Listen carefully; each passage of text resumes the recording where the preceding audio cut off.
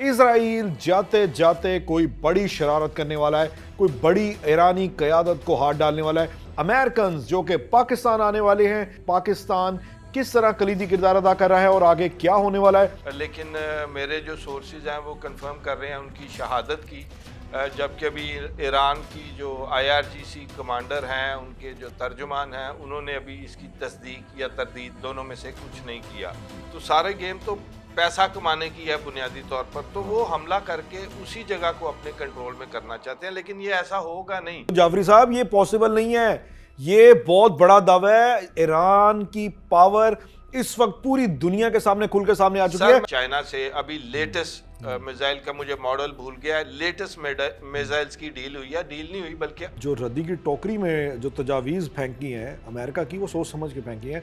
लेकिन आप ये देखें जाफरी साहब, जिस तरह जो चापलूसी की हद तक वो जाता है, ये मोदी के अपने मुल्क में राहुल गांधी के इसके बयानात उठा के देखें। राहुल गांधी साहब कैसे इसको लताड़ता है। उधर कैप्शन की चल रहे हैं, उधर कैप्शन चल रहे हैं, अगली फिल्म में तुमने अपना हरमज पर कब्जा करना है। अच्छी है। अब मुझे याद आया, अगली फिल्म में आज भी डिमोना जो उनकी एटमी तंसीबात हैं वहां हमले हुए हैं। ईरान ने 70 मकामात पर इसराइल में हमले किए हैं, एक F-18 भी गिराया। ये बड़ी बात है सर। फिर जब वज़ीर आज़म पाकिस्तान या हमारे फील्ड मार्शल जो हैं, ये बाज़ाब्ता तौर पे एक पैक्ट उनके हवाले करेंगे, वो पाकिस्तान की मुशावरत से होगा। अस्सलाम वालेकुम नाजरीन, मैं हूं शहरियार और मेरे साथ मौजूद हैं मुजाहिद जाफरी साहब, सीनियर तज्जियाकार हैं। नाजरीन, खबरें मिसाइल टेक्नोलॉजी से लेकर एटम बॉम्ब से लेकर बड़े B-52 तैयारों से लेकर इस तरह की आ रही हैं कि यूं लग रहा है जैसे जंगबंदी का 5 रोज़ा काइंड ऑफ जंगबंदी का ऐलान करने के बाद, सीज फायर के बावजूद बड़े हमले की तैयारी हो रही है। आज नेवल चीफ की शहादत की इतला सामने आई है, गो के भी बाज़ाब्ता तौर पे तस्दीक नहीं हुई, लेकिन इसके साथ साथ यूं लग रहा है जैसे इजराइल जाते जाते कोई बड़ी शरारत करने वाला है, कोई बड़ी ईरानी क़यादत को हाथ डालने वाला है। क्योंकि ये इनकी सिफ्त रही है इजरायली हुकाम की कि जैसे ही सीज फायर होती है, जैसे ही चीज़ें टोन डाउन होती हैं, इसराइल पलट कर वार करता है, जो कि सरीहन आलमी कवानीन की खिलाफ वर्जी है। इसके साथ साथ हम बात करेंगे पाकिस्तान के किरदार की, कि पाकिस्तान के मुज़ाकराती अमल में पेशकश और उसके बाद ईरानी हुकाम से राब्ता और उसके बाद अमेरिकन जो कि पाकिस्तान आने वाले हैं, इस इंसाइडर पे हम बात करेंगे और आपको ये बताने की कोशिश करेंगे कि पाकिस्तान किस तरह कलीदी किरदार अदा कर रहा है और आगे क्या होने वाला है, और ये जंग खास तौर पर कितनी देर चलती दिखाई दे रही है। जाफरी साहब, कैसे हैं आप? Sir fine. शहरी भाई खैरियत से? अल्हम्दुलिल्लाह। सर, पहले तो बात कर लेते हैं कि नेवल चीफ जो हैं, नेवल हुकाम को जो सर IRGC के जो नेवल चीफ कमांडर हैं, इनकी शहादत की इतलात हैं। अली रजा तंगसरी साहब। हाँ, ये क्या इतलात हैं? यूं लग रहा है कि जैसे वाकई उनको टारगेट कर लिया गया। ये तो एक नॉर्मली जो पलट का वार हुआ ना, छुप कर बुजदिलाना वार हुआ, कि जब आपको पता कि मुज़ाकरात की बात हो रही है और आपने नेवल चीफ को पकड़ के शहीद कर दिया। बात ये है कि ये अली रजा तंगसरी साहब किन सर्कमस्टांसेस में इन पे अटैक हुआ है, हाँ, ये तो अभी उसकी डिटेल्स नहीं आना आई, बाकी है। लेकिन मेरे जो सोर्सेज हैं वो कंफर्म कर रहे हैं उनकी शहादत की, जबकि अभी ईरान की जो IRGC कमांडर हैं, उनके जो तर्जुमान हैं, उन्होंने अभी इसकी तस्दीक या तरदीद दोनों में से कुछ नहीं किया। और मेरी इतला ये है, और वजारत दफा जो है इसराइल की, उसने भी अनाउंस कर दिया है कुछ लम्हे पहले इनकी शहादत के बारे में। सो एक दिन बाद, कल या शाम तक ये इसकी कंफर्मेशन आ जाएगी। दूसरी जो आपने बात की वो सबसे इम्पोर्टेंट है। इसराइल जो है छुप के और पलट के वार करता है। आपको पता है कि इससे पहले 2 दफा ऐसा हो चुका है, दौरान मुज़ाकरात हमला हो गया। एक दफा पहले जब पिछली बार वॉर हुई, और सेकंड टाइम जब अली खामनेई साहब की शहादत हुई, तब भी मुज़ाकरात के दौरान उन्होंने हमला किया। अब फिर वो एक मुज़ाकरात वाला माहौल बनाया जा रहा है, और इस दफा भी साजिशी प्लान है, लेकिन वो साजिश लीक हो गई है। ईरानी इंटेलिजेंस एजेंसीज ने उन्होंने जो अपने रिपोर्ट की है, वो भी उन्होंने जो इंटेलिजेंस एजेंसीज हैं US की, वहाँ से कोई इंफॉर्मेशन की लीकेज हुई है, और वो ये है कि इन्होंने एंगेज करके फिर एक दफ़ा क़यादत को इंगेज करने के बाद खाग आइलैंड पर हमला करना है। और आप ये देख रहे हैं कि पूरी तैयारी हो गई है खाग आइलैंड पर हमला करने की। तकरीबन 50,000 यूएस ट्रूप्स इस वक्त या इसराइली जो ट्रूप्स कुल मिला के मौजूद है खित्ते में। नहीं जाफरी साहब, जिनमें ये से मुझे बताएं, मैं आपकी बात काट रहा हूँ, मुझे सिर्फ ये बता दें, चले ये तो इनकी तैयारियां जा रही हैं, लेकिन ये तो सरीहन एक धिजियाँ एक मुआहदे की जानिब जाने की कोशिश करके, मतलब पाकिस्तान को इंगेज करना, मिडल ईस्ट को इंगेज करना, उसके बाद इस तरह के बयानात देना और फिर इस तरह की हमले की प्लानिंग करना, ये तो एक बहुत ख़तरनाक और बुज़दिलाना वार है ये। सर ये सारी गेम हो तो ऑयल के पीछे रही है ना, वो कंट्रोल करना चाहते हैं। तो सारे गेम तो पैसा कमाने की है बुनियादी तौर पर, तो वो हमला करके उसी जगह को अपने कंट्रोल में करना चाहते हैं। लेकिन ये ऐसा होगा नहीं, क्योंकि ईरान भी बहुत विजिलेंट है, वो बड़ी तैयारी कर रहा है। उसको पता है कि 2 दफा पहले धोखा हुआ है, तीसरी दफा भी हमारे साथ धोखा कर रहे हैं, तो उन्होंने को बंदोबस्त किया होना ना पाए ना। सर जी, उन्होंने तो ऐसा बंदोबस्त करना है कि याद रखेंगे उन्होंने होया कि सर क्योंकि कर लिया है। इतलात ये आ रही हैं कि ईरान ने जो रद्दी की टोकरी में जो तजावीज़ फेंकी हैं अमेरिका की, वो सोच समझ के फेंकी हैं। उनको मालूम था कि ये सारी गेम है और सारी गेम के पीछे जो है ना चाल है इसराइल की। सर उन्होंने किया क्या है, अब आप देखेंगे ये बुनियादी ये आएंगे बूट्स ऑन ग्राउंड, इनमें से कुछ हवा से उतरेंगे कमांडोज, कुछ मैरीन के आएंगे, कुल मिला के जो 10,000 ट्रूप्स इनका एंटर करने का मूड है 50,000 में से, और वो उनकी सपोर्ट होगी जो भी।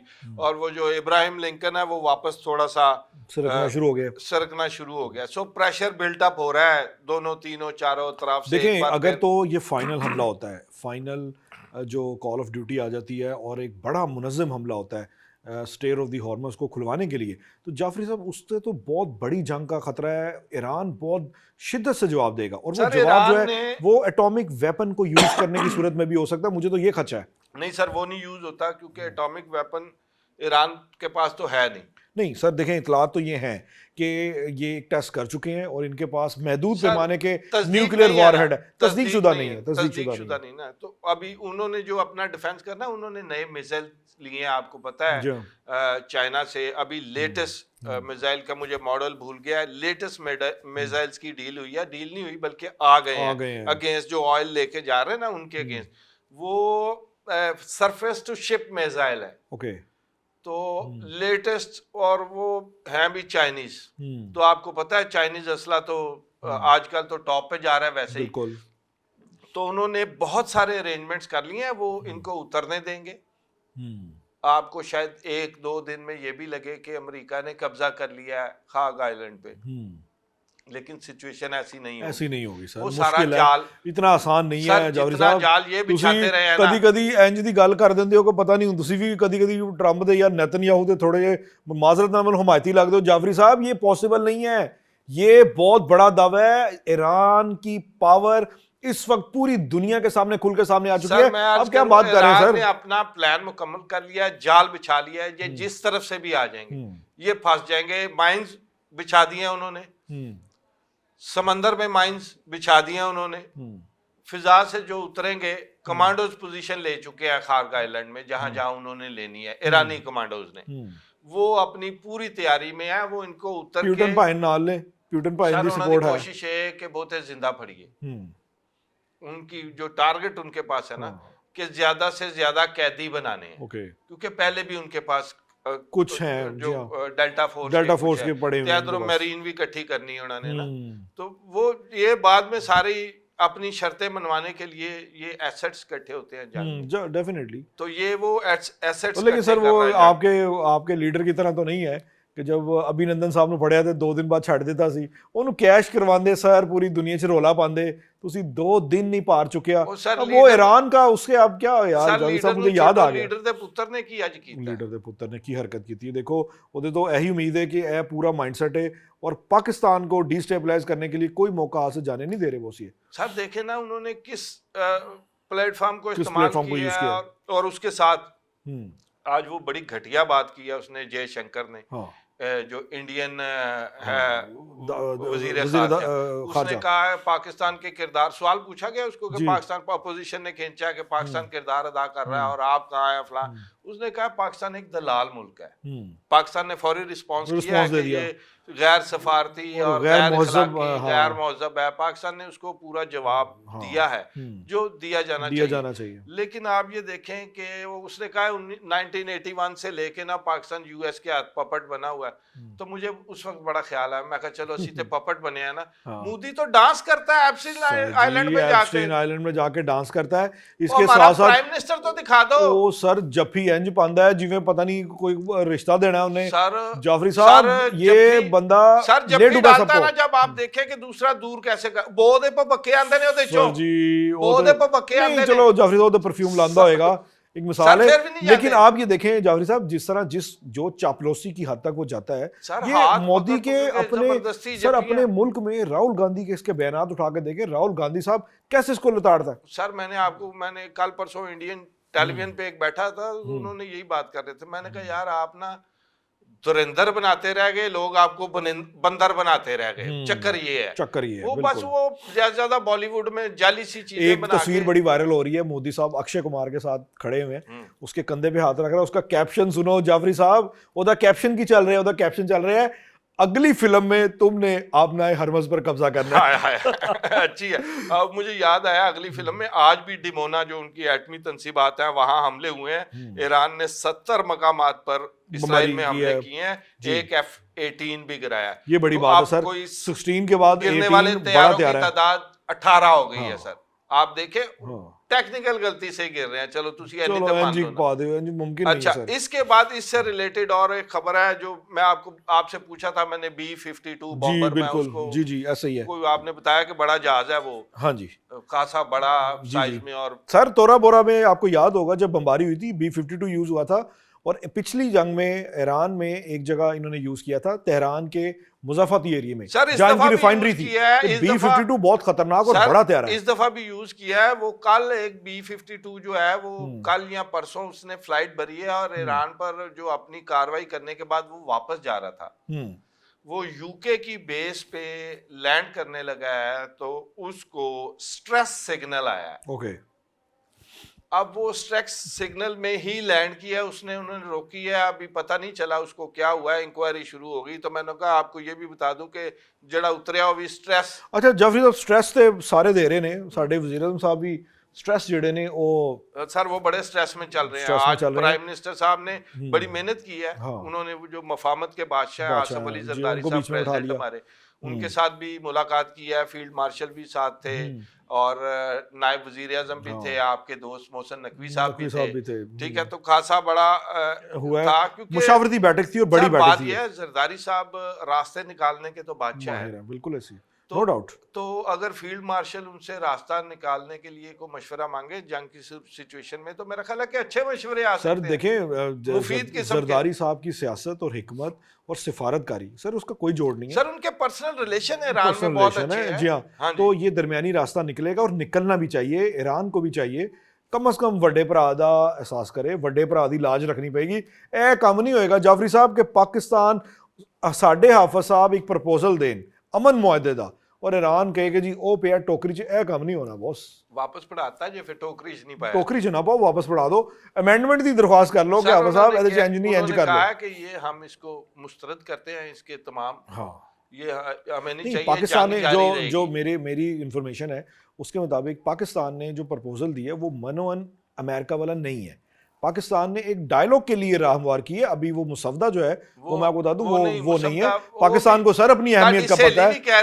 कैरोलिन ने भी यही किया जी, 15 पॉइंट्स उसमें से मैंने शेयर किए थे, वो नहीं है। तो पाकिस्तान ने भी सर सिर्फ राय अमा हमवार करने के लिए चेक किया है, काउंटर चेक किया है कि लो जी असी आ रहे हैं तो दसो की करना है, ये है, इससे ज्यादा कुछ भी नहीं है अभी। तो ये आहिस्ता आहिस्ता बढ़ेगा, आहिस्ता आहिस्ता ये मैच्योर होंगी चीजें और पाकिस्तान फिर एक स्टेज में रहेगा। फिर जब वज़ीर आज़म पाकिस्तान या हमारे फील्ड मार्शल जो हैं ये बाज़ाब्ता तौर पे एक पैक्ट उनके हवाले करेंगे, वो पाकिस्तान की मुशावरत से होगा। ये मैं आपको बता दूं, जो फरीक होता है ना पाकिस्तान फरीक है, के बड़े चर्चे हैं पूरी दुनिया में, CNN, BBC, Fox, ABC, दुनिया का हर चैनल जो है ना इस वक्त पाकिस्तान को मीडिएटर के तौर पे देख रहा है और वो सारे जो सर है एक आपके- अहमियत तस्लीम की जा रही है ना कि एक अहम तरीन मुल्क है जिसका असर सूख है। Main sir. Point is a influencer. हाँ तो इन्फ्लुएंसर मुल्क का पाकिस्तान को टैग मिल गया, लेकिन ਤੁਹਾਡੇ पीटीआई ਦੇ ਦੋਸਤ खुश नहीं, ये ਤੁਹਾਨੂੰ मैं ਦੱਸ ਦਵਾਂ। वो सर बहुत नाराज है कि नहीं। सर वो छोड़ दें, अभी तो ये गवर्नमेंट से खुश होना या ना होना ये अलहदा पैसे हैं। आपकी गवर्नमेंट की एफर्ट क्या है इंटरनेशनल लेवल पे, उसका इम्पैक्ट क्या आ रहा है, वो आपको दुनिया भर के तजिए और खबरों से में मिल रहा है। पता चल जाता है। आंखें अखा बंद करना बिल्ली चली नहीं जाती कबूतर रास्ते से। बिल्कुल ऐसी, ये बात दुरुस्त है। तो वो जी जो हाँ। हकायक हैं वो तो सामने रखने चाहिए। आज एक ईरानी जोड़ा ना यूके की एक एटॉमिक नेवल बेस है, उनकी जो कह लें आप मोस्ट मॉडर्न नेवल बेस है उनकी, ਉੱਥੇ ਇੱਕ ਰਾਨੀ ਜੋੜਾ ਵੜ ਗਿਆ। ओके एक 34 साल ਦਾ ਬੰਦਾ है, एक 31 साल दी ओके। उन्होंने जाके पता नहीं क्या किया क्या नहीं किया, उनको पकड़ लिया है। फिर यूके की गवर्नमेंट ने ईरानी सफीर को बुला के डिमाश कर दिया। तो इसका मतलब है कि ईरान की या तो वो इंटेलिजेंस के लोग होंगे ऑब्वियसली इंटेलिजेंस किसी ना बेस्ड लोग किसी होंगे। तरह। तो लेकिन देखें कि यूके का किरदार मशकूक है, तो ईरान की इंटेलिजेंस वहाँ उसके असरात नजर आने शुरू हो गए। मैंने आपको कल बताया था कि वीडियो रिलीज किया उन्होंने तलावीब की, अगर आपको याद हो। बिल्कुल। तो इसका मतलब है उधर भी हैं। तो यही इंटेलिजेंस के लोग यूएस में भी काम कर रहे हैं सर। जबरी साहब ये तो एक खुली जंग है, इसमें तो काफ़ी चीज़ें अभी सामने आएंगी, और मैदान जंग में हमेशा यही होता है कि चीज़ें जो है ना कॉम्प्लेक्स हो जाती हैं। कॉम्प्लेक्स हुई सर। रूस का पावर प्लांट ईरान में लगा हुआ था तेहरान में, उससे 350 मीटर के फासले पर हमला हुआ है। रूस ने बड़ी उसमें क्योंकि वहाँ इंजीनियर्स भी रशियन काम करते थे, तो उन्होंने एशिया में, अफ्रीका में, वियतनाम में उन्होंने और भी पावर प्लांट्स लगाए हुए हैं। ऐसा ही उन्होंने ईरान में भी लगाया हुआ। तो वहाँ हमला हुआ है, और उसके जो जवाब में आज जो सबसे बड़ा हमला ईरान ने किया था ना कल, वो था औरोट रैबिन नाम का एटॉमिक पावर प्लांट है जो बिजली जनरेट करता है, और $4.2 मिलियन का ये प्रोजेक्ट है। हेडेरा उनकी जगह है, और ये बनाता है तकरीबन सर 2590 मेगावाट बिजली, यानी कि इसको दिल कह लें। यस, दिल कह लें जी हाँ, मेन हब हो गया ना। तो सर वो, लेकिन सिचुएशन क्या हुई हुई है इनकी भी और अमेरिकियों, वो जो इसराइल में जो हमला हुआ कमांड एंड कंट्रोल सेंटर, जहाँ मैंने 11 जो आपने बताया था, बिल्कुल वो ऐसे 7 जनरलों की मुझे तस्दीक हो गई है, बाकी दूसरे अफसर हैं। ओके। तो जो यूएई में सिचुएशन है अमेरिकन की, वो भी इससे मुख्तलिफ नहीं है। उन्होंने वर्क फ्रॉम होटल शुरू कर दिया सर। उन्हें ही काम रह गया वो सर आर्डर आ गया उन्होंने कि वर्क फ्रॉम होटल होगा, बेस पे नहीं जाएंगे। बेस पे नहीं जाएंगे। तो आप देख लें कि कहाँ ले आए हैं कि वो अभी होटल में भी तो वो महफूज नहीं ना। जावेद साहब आपकी बात बिल्कुल दुरुस्त है। चीज़ें जो हैं वो बड़ी कॉम्प्लेक्सिटी की तरफ जा रही हैं, चीज़ें बड़ी जो है एक बहरान की शक्ल में कन्वर्ट हो रही हैं, लेकिन ईरान का स्टैंस जो है अभी भी मौसर है, स्ट्रॉन्ग है। ईरान की पावर अभी जूं की तूं है। जो लोग ये समझ रहे हैं कि ईरान की पावर में कुछ खलल आया है, कुछ खराबी आई है, कुछ जो गिरावट आई है, ऐसा कुछ नहीं है। ईरान अभी भी मैदान में खुलकर लड़ने की पोजीशन में रहे। इसके साथ साथ ईरान को सिफारती सतह पर पाकिस्तान के मौसर सवालात का जवाब का सामना भी करना पड़ सकता है जब पाकिस्तान अमली तौर पर मैदान में उतरेगा, फिर ईरान से बात करेगा और अमन के लिए किरदार अदा करेगा। ऐसे हालात में ईरान को भी कुछ गिव एंड टेक करना पड़ेगा। इजाज़त दीजिए, अल्लाह हाफिज़।